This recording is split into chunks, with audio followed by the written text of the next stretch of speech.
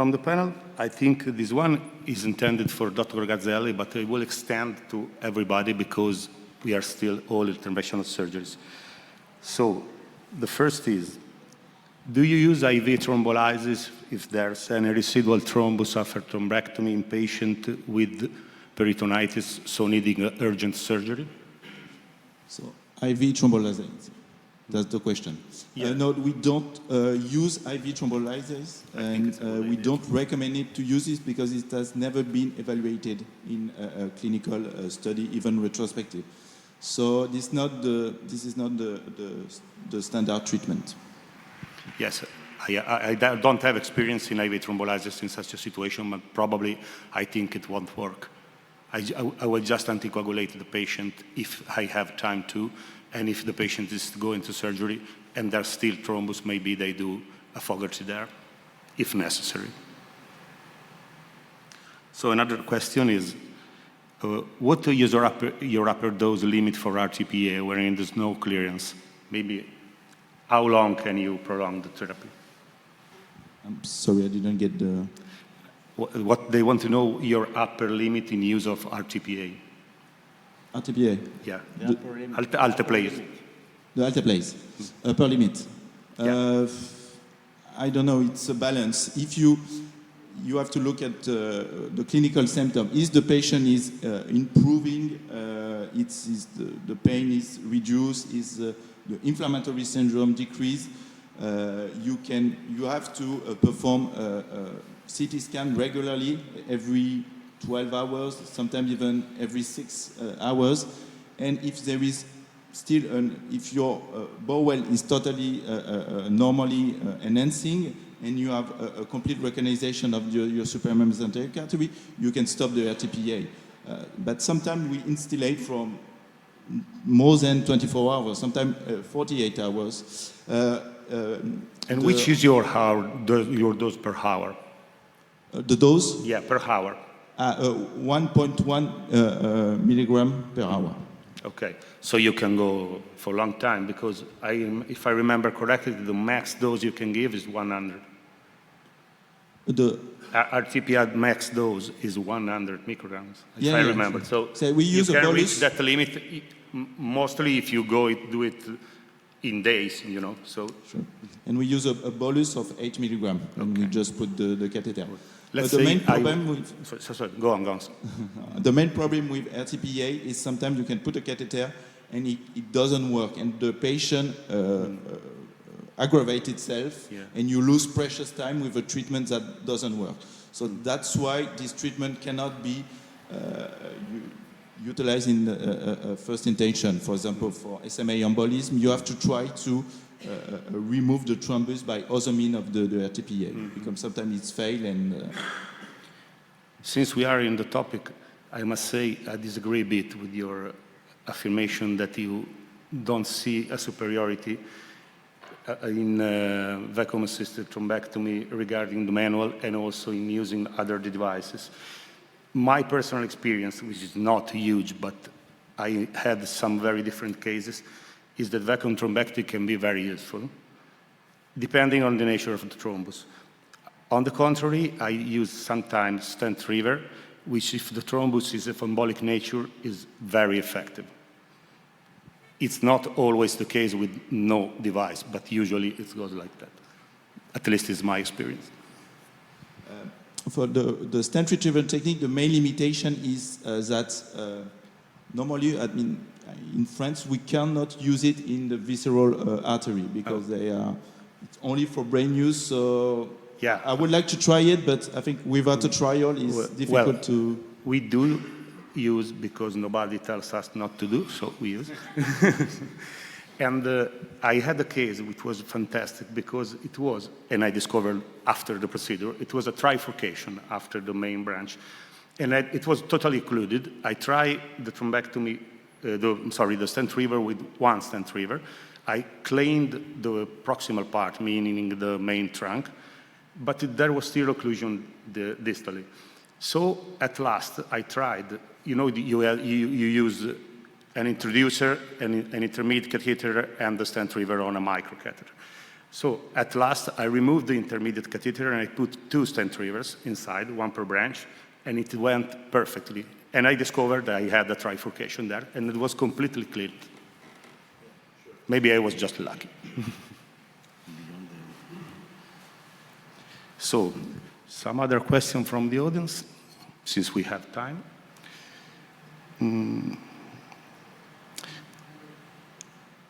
It's a topic really different, but it's interesting. What access do you choose for portal vein or superior mesenteric occlusion?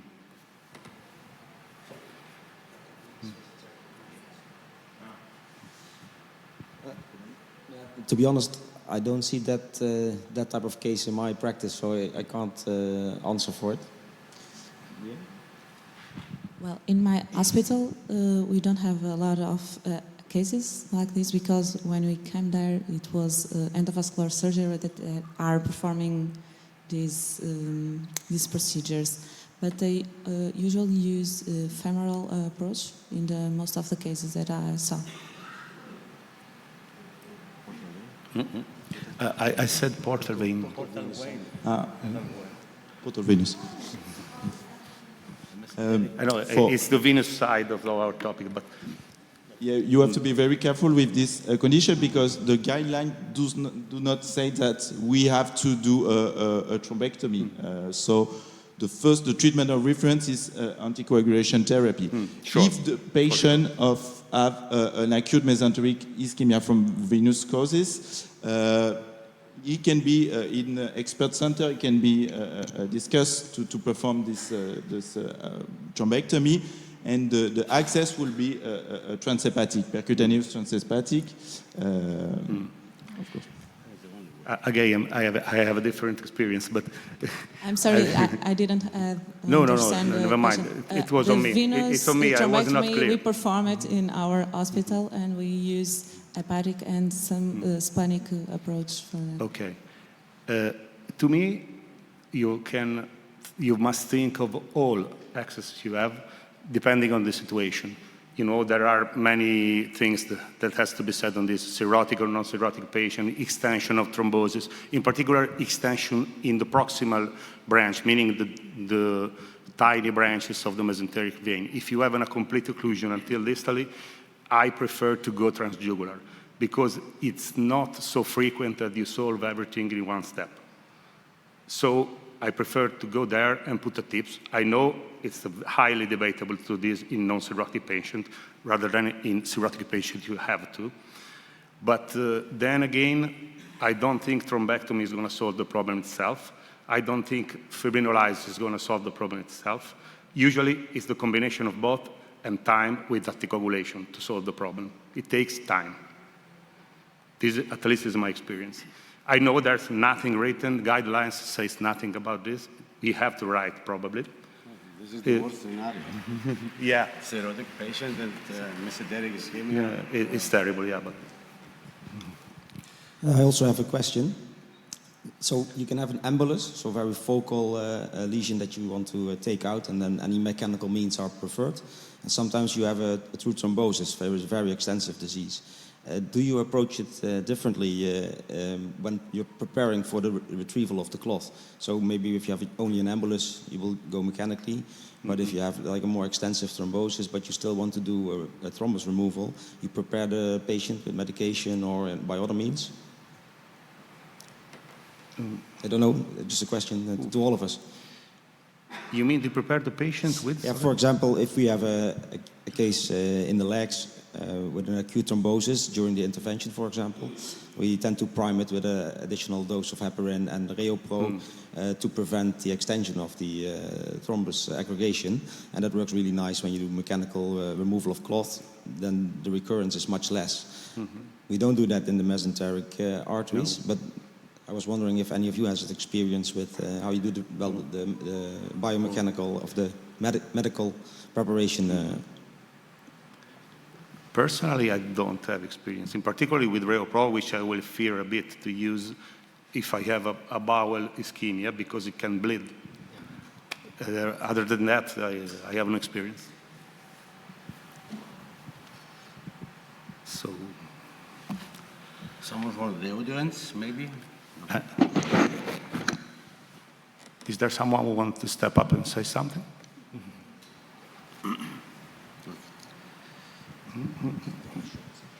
Oh, one thing also for Dr. Gazzelli. Don't consider me maybe a bit insistent. When you do dissection, you put always fibrinolysis, or first you probe to check if there's flow below? Because in my thought, maybe you have just a flap and not extensive thrombosis. So you probe first, or you just go with fibrinolysis?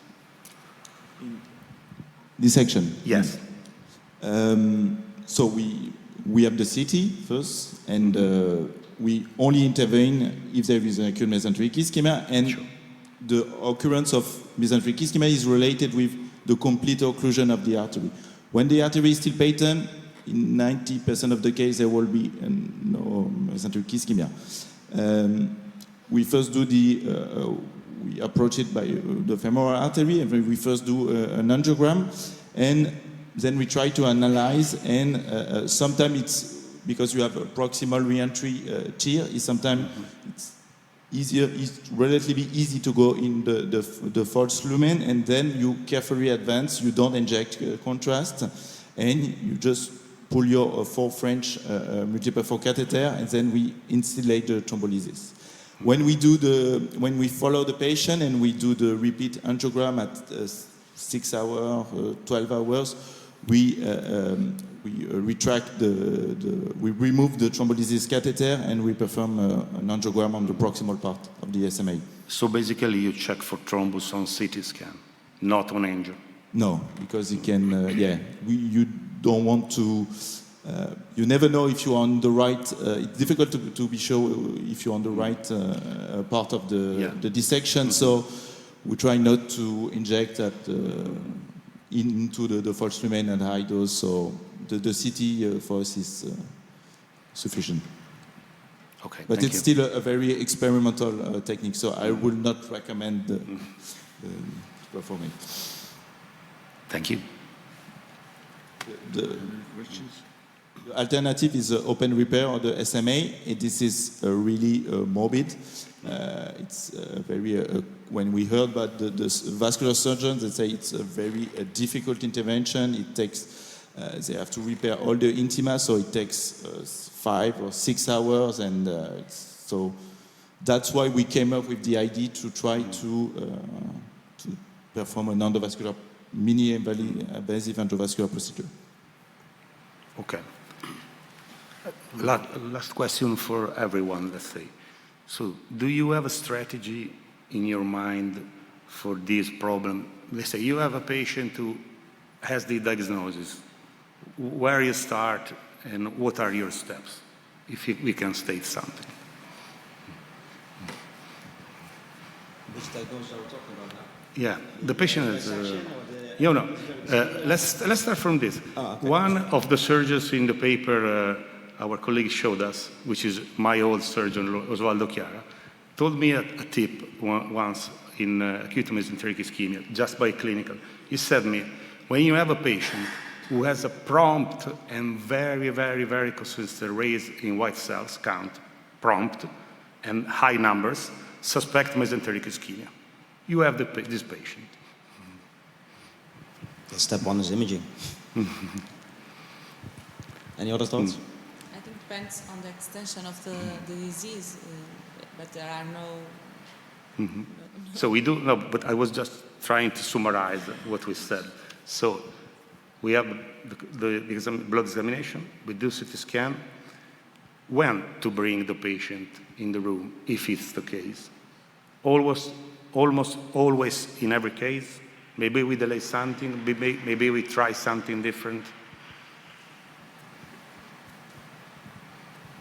I think that it is missing, at least at my hospital, a formal multidisciplinary team to discuss these cases, and I think we need to learn from the past to improve and maybe can make this algorithm for us.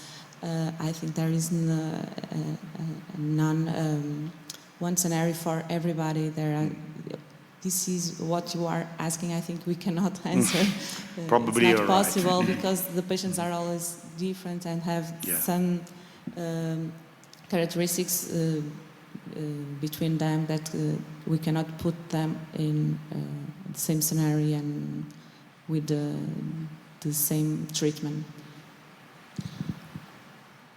Our algorithm is quite easy. If the case presents itself acutely and it's considered clinically acute mesenteric ischemia, and we have a treatable lesion in any of the celiac or superior mesenteric arteries, then we consider it acute and we don't wait. We move to intervention. If it's a longer process, so somewhere in between maybe acute and chronic, then we take the time to evaluate more extensively and discuss the cases in the multidisciplinary meeting. But you don't want to wait for the acute presentation to turn into an acute abdomen.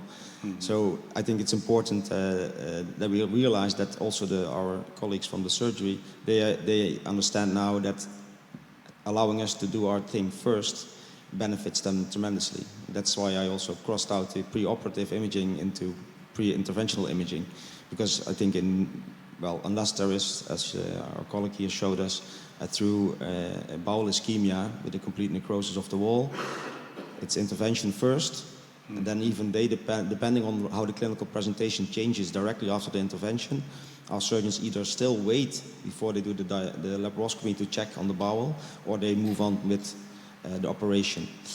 Some cases are just on the edge of necrosis, and then they want to do the surgical intervention. If then the imaging shows us a very difficult case, we've done a few cases where we used the laparotomy to do a retrograde approach of the stenosis or occlusion, and then cannulated the central part of the superior mesenteric artery, and then retrogradely placed the stent over the lesion, so you get two in one. That's really nice also, but yeah, just as a bailout in those types of cases. But yeah, we are quite aggressive with intervention first, and if you have an acute presentation, don't wait till tomorrow because you might be too late. Yeah. In our hospital, we use an algorithm. When we made a diagnostic on CT scan, we use a score, which we call the necrosis score, that with the lactate value, which is superior or inferior to 2 millimole per liter. We use the presence of the bowel dilatation and the presence of an organ failure. If we have only 0 of one of these items, we go by endovascular mean and we don't do a systematic laparoscopic evaluation. But if we have 2 or 3 of this item, the patient is referring for a double surgery, visceral, intestinal, and the vascular surgery to perform the recanalization and the resection on the same anesthesia in the same operative room with 2 teams. Thank you. Thank you. I think now. Thank you. Come, I want to thank. One question now. Please. Thank you so much for your beautiful presentation. I have a question about NOMI, and what's your treatment strategy do you use in your clinic? And what's the newest strategy to treatment NOMI? Treatment what? Non-obstructive, can you repeat, please? Non-obstructive mesenteric ischemia. Non-obstructive, you mean? Yes. So stenosis, basically. NOMI? No. No-occlusive mesenteric ischemia. Yes. No. Oh, okay. So NOMI is very rare. It's lots of factors influencing the outcome. And I know there is some papers that they do intra-arterial infusion of vasodilators such as prostaglandin. We don't perform it in our institution because those patients are really severe, and to try to transport them to the angio room, it's a thing in itself. So to go to do this interventional procedure, the evidence are still, I think, low for those very severe patients with our ICU and with multi-organ failure. So we just manage them clinically, so we don't go to do any interventional procedure.